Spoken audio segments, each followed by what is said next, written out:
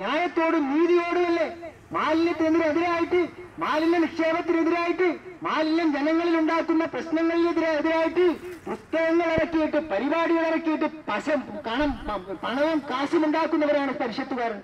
ഈ പരിഷത്തുകാരൻ പോലും മാലിന്യ കേന്ദ്രത്തിനെതിരായിട്ട് നമ്മൾ നയിക്കുന്ന സമരത്തിന്റെ മറുപക്ഷത്തു നിന്ന് നിൽക്കുവാൻ എന്താണ് കാരണം?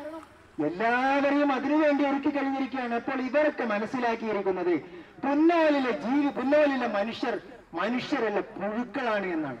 പുഴുക്കളാണ്. എന്ത്?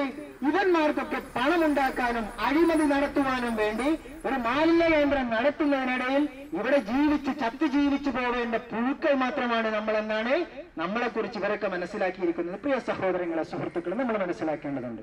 നമുക്കറിയാം, വളരെ വ്യക്തമായിട്ട് മനസ്സിലാക്കേണ്ടതുണ്ട്. ഞാൻ ഇത്രയും പറഞ്ഞത് ഏതെങ്കിലും ഒരു രാഷ്ട്രീയ പാർട്ടിയെ അധിക്ഷേപിക്കുവാനോ അവഹേളിക്കുവാനോ അല്ല. എനിക്ക് നന്നായിട്ട് അറിയാം, വ്യക്തമായിട്ടറിയാം. കഴിഞ്ഞ CPM ഏരിയ സമ്മേളനത്തിൽ വെച്ചിട്ട് അവതരിപ്പിച്ച പ്രമേയം പത്രങ്ങളിലൂടെ നമ്മൾ വായിച്ചു കഴിഞ്ഞിട്ടുള്ളതാണ്. എന്താണ് പ്രമേയം? മാലിന്യം ഉറവിടങ്ങളിൽ വെച്ച് തന്നെ ഉറവിടങ്ങളിൽ തന്നെ സംസ്കരിക്കുവാൻ വേണ്ടിയുള്ള സംസ്കരണ കേന്ദ്രങ്ങൾ ഉണ്ടാക്കണം. പെട്ടിപ്പാലം മാലിന്യത്തിന്റെ ഉറവിട കേന്ദ്രമല്ല എന്ന് നമുക്കെല്ലാവർക്കും അറിയാം, പാർട്ടിക്കും അറിയാം, രാജനും അറിയാം, എല്ലാവർക്കും അറിയാം. പക്ഷെ ഏരിയ സമ്മേളനത്തിന്റെ പ്രമേയം അച്ചടിച്ച പത്രത്തിലെ മഷി ഉണങ്ങുന്നതിന് തൊട്ടു മുമ്പ് തന്നെ ഏരിയ സെക്രട്ടറി തന്നെ രംഗത്ത് വന്നിട്ട് പെട്ടിപ്പാലത്ത് പ്ലാന്റ് ഉണ്ടാക്കിയേ തീരൂ എന്ന് പറയുമ്പോൾ ഇയാൾ ആർക്കു വേണ്ടിയാണ് പ്രവർത്തിക്കുന്നത്? പാർട്ടിക്ക് വേണ്ടിയോ മാലിന്യ മാഫിയക്ക് വേണ്ടിയോ? ചോദ്യം ചെയ്യാതിരിക്കാൻ സാധിക്കില്ല.